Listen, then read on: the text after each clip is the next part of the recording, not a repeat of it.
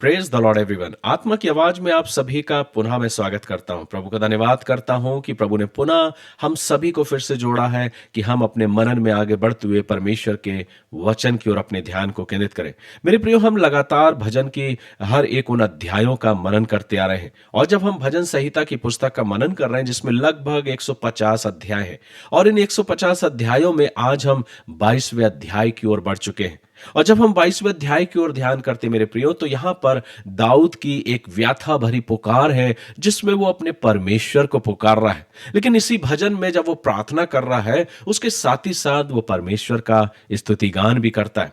क्या कुछ दाऊद के मन की अंदर की जो व्याथा है वो अपने इस भजन में प्रकट कर रहा है। आइए परमेश्वर की आत्मा की रोशनी में होके भजन 22 को हम सीखने का प्रयास करें और देखें कि प्रभु आज मुझसे और आपसे क्या चाहता है। सो आइए अपने मनों को परमेश्वर के वचन की ओर केंद्रित करें और प्रार्थना करें कि पवित्र आत्मा मेरी और आपकी अगुवाई करे। हर एक सुनने वालों पर परमेश्वर का आत्मा और अनुग्रह होने पाए। मेरे मुंह के वचन और मेरे हृदय का ध्यान प्रभु तेरे सम्मुख ग्रहण योग्य हो। मेरे प्रियो, भजन 22 में दाऊद मन की गहराई से, दिल की गहराई से अपनी व्याथा की उस पुकार को, परमेश्वर की उस पुकार को वो करता है। क्या कुछ दाऊद यहां कहता है, जैसे ही वो 22 अध्याय के पहले पद को अगर हम मनन करें तो लिखा है, हे मेरे परमेश्वर, हे मेरे परमेश्वर, तूने मुझे क्यों छोड़ दिया।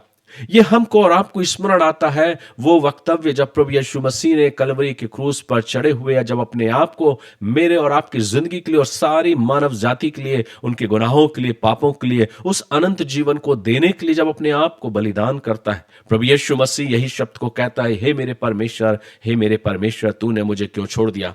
उस आवाज को कई हजार वर्ष पूर्व पहले दाऊद ने अपने इस भजन में लिखा और आत्मा से भर के उस पुकार को उसने कहा कि हे मेरे परमेश्वर, हे मेरे परमेश्वर, तूने मुझे क्यों छोड़ दिया। तू मेरी पुकार से और मेरी सहायता करने से क्यों दूर रहता है। मेरा उद्धार कहां है।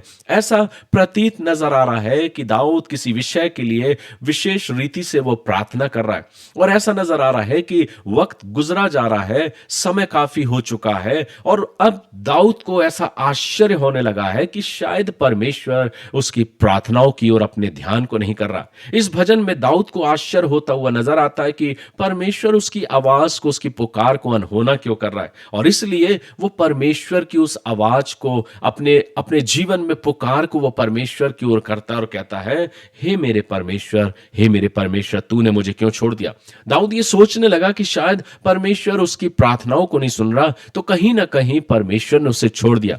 दाऊद को यह नहीं था कि वो परमेश्वर उसकी प्रार्थनाओं को सुने और उसका जवाब दे। दाऊद के जीवन में जो सबसे गहन विषय था और उसके जीवन में जो व्याथा थी वो ये कि बेशक परमेश्वर उसकी प्रार्थनाओं का जवाब दे या ना दे, पर वो परमेश्वर से अलग नहीं रह सकता। मेरे प्रियो, हमारी और आपकी जिंदगी कुछ भिन्न होती है। हम अपने जीवन में परमेश्वर से ना जाने कितने समय तक अलग अपने जीवन को व्यतीत करने में बड़े आसानी के साथ अपनी जिंदगियों को व्यतीत कर लेते हैं। हम और आप भी अपने जीवन में जब प्रार्थना करते हैं और हम ये सोचते हैं कि प्रभु मेरी प्रार्थनाओं का जवाब तत्कालीन दे दे, लेकिन जब प्रार्थनाओं के जवाब नहीं मिलते तो कई बार हम ये सोचने लगते हैं कि अब हम अपने ही रास्तों को इख्तियार करेंगे, हम स्वयं कुछ करने का प्रयास करेंगे। लेकिन दाऊद की प्रार्थना बहुत भिन्न है मेरे प्रियो। जब हम आत्मा के साथ इस वचन का मनन करते हैं तो हम इस बात को देखते हैं कि दाऊद उस बात से व्याकुल नहीं है कि उसकी प्रार्थनाएं नहीं सुनी जा रही, पर वो व्याकुल है उस बात को लेके कि प्रभु ने कहीं ऐसा तो नहीं कि उसको छोड़ दिया। जब इस वचन को हम आगे पढ़ते हैं तो वो कहता है, हे मेरे परमेश्वर, मैं दिन को पुकारता हूं परंतु उत्तर नहीं देता और रात को भी मैं चुप नहीं रहता, परंतु तू जो इस्राएल की स्तुति के सिंहासन पर विराजमान है, तू तो पवित्र है।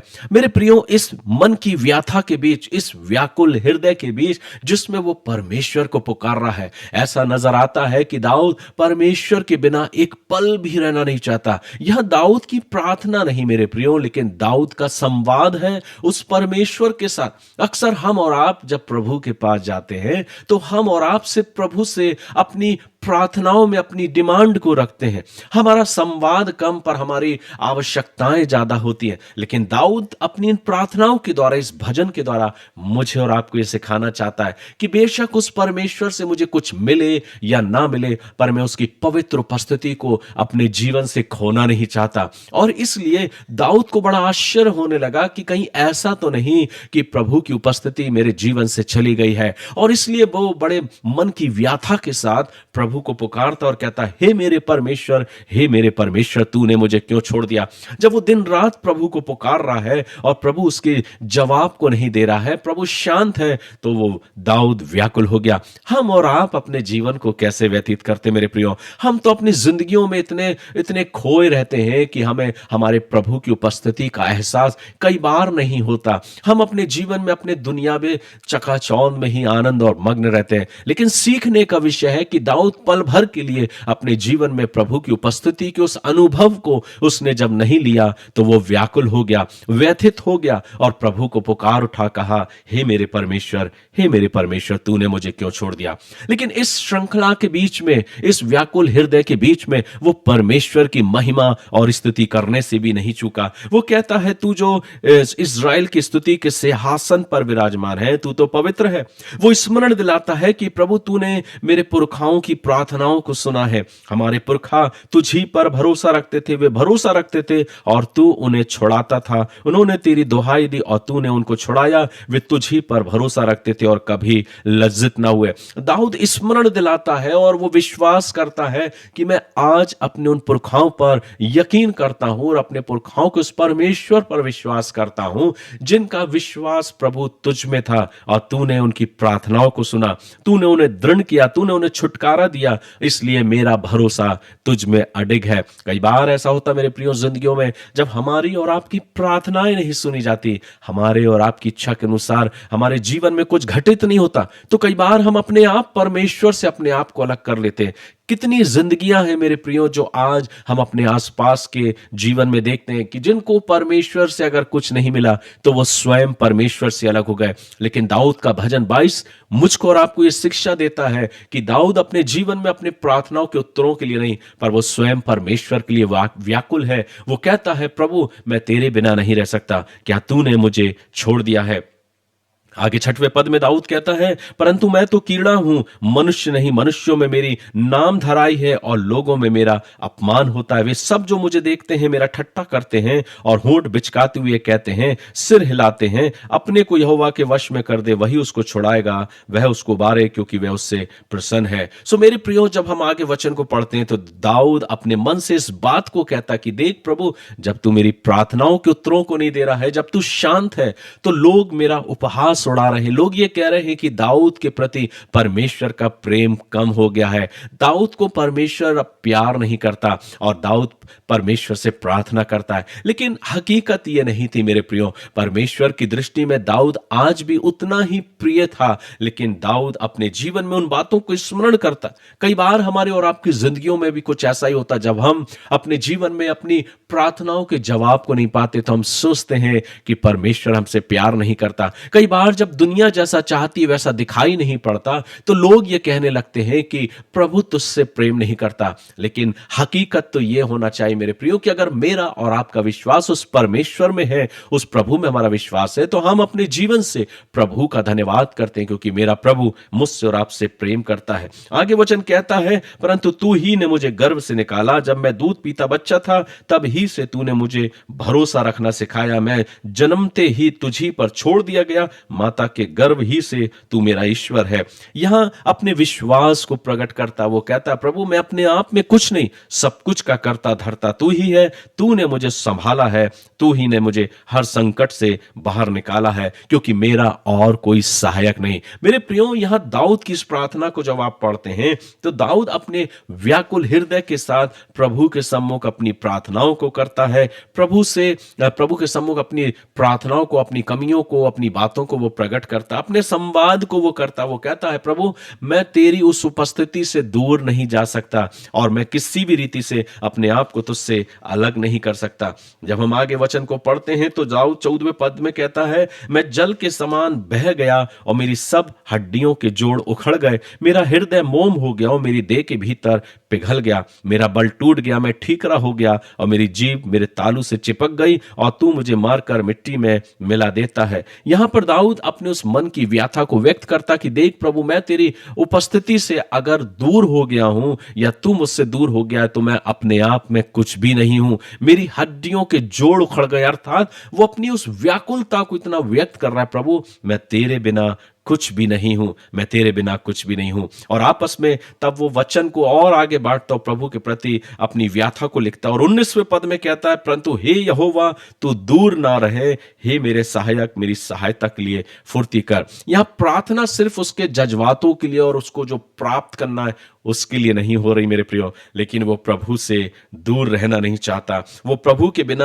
अपने जीवन को व्यतीत करना नहीं चाहता। लेकिन 22वें पद में वो बहुत खूबसूरत तरीके से इस मन की व्याथा के साथ उस प्रभु का धन्यवाद करना नहीं भूलता।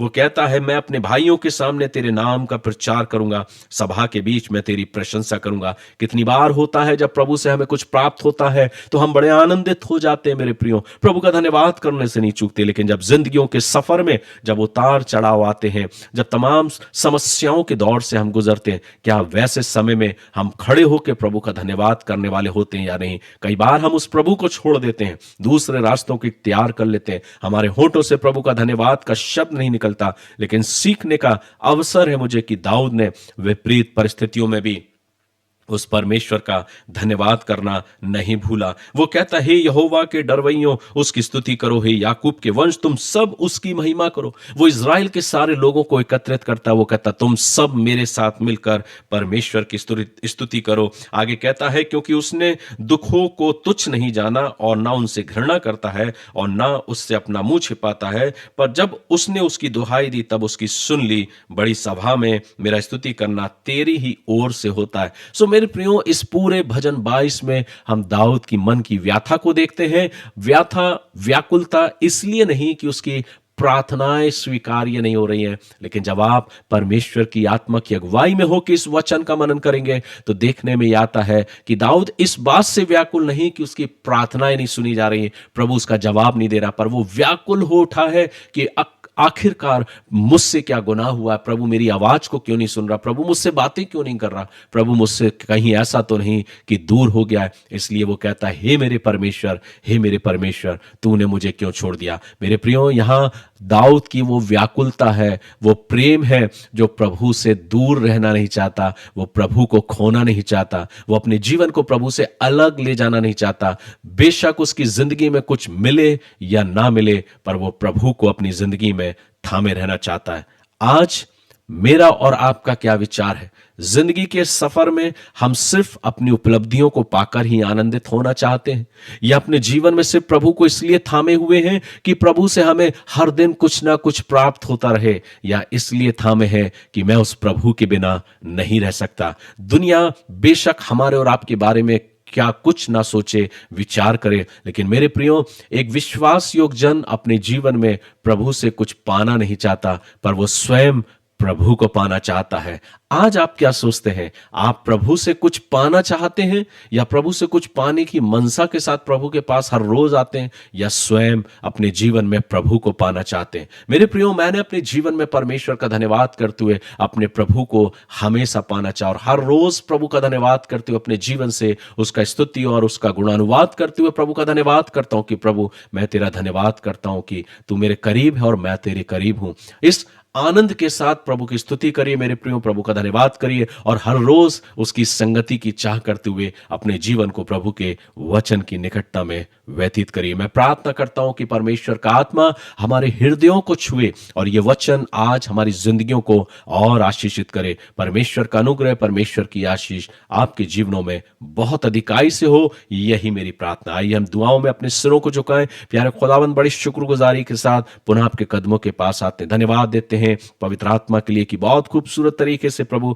आपने अपनी आत्मा के द्वारा इस वचन को हमको और आप हमारे जीवनों में हमसे और आप हर एक उन लोगों से बातचीत किया प्रभु आपने, इसलिए हम आपका धन्यवाद करते हैं। हम प्रार्थना करते हैं आपका पवित्र आत्मा जब हमसे बातचीत करता है हम तेरा धन्यवाद करते हैं प्रभु। होने दे कि हम तुझसे कुछ पाने के उद्देश्य से तेरे करीब नहीं, पर प्रभु हम रोज तुझे पाना चाहते हो, तेरे साथ अपने जीवन को व्यतीत करना चाहते हैं। हर एक सुनने वालों पर प्रभु, हमारे इन प्रिय भाई बहनों पर पिता परमेश्वर, जो बड़ी विश्वास योग्यता के साथ, जो बड़े गंभीरता के साथ प्रभु, जो बड़ी दृढ़ता के साथ पिता परमेश्वर तेरे करीब आए हैं, हर एक की दुआओं को, प्रार्थनाओं को स्वीकार करते हुए अपनी आशीष का हाथ हर एक के जीवन पर रखें, यही मेरी प्रार्थना है। हर एक को प्रभु और अपने आप को, अपने जीवनों को प्रभु और आने वाले हर एक मनन को पिता आपके सर्व सामर्थ्य हाथों में सौंपते हुए प्रार्थना प्रभु यीशु ख्रीस्ट नाम से को मांगते हैं, सुनिए और ग्रहण कीजिए। गॉड ब्लेस यू मेरे प्रियो। प्रभु का अनुग्रह, प्रभु की आशीष आपके साथ बहुत अधिक आय से हो, जीवन के सफर में प्रभु आपकी अगुवाई करे, यही मेरी प्रार्थना। कल हम फिर मुलाकात करेंगे एक नए अध्याय की ओर। तब तक अपना ख्याल रखें। God bless you.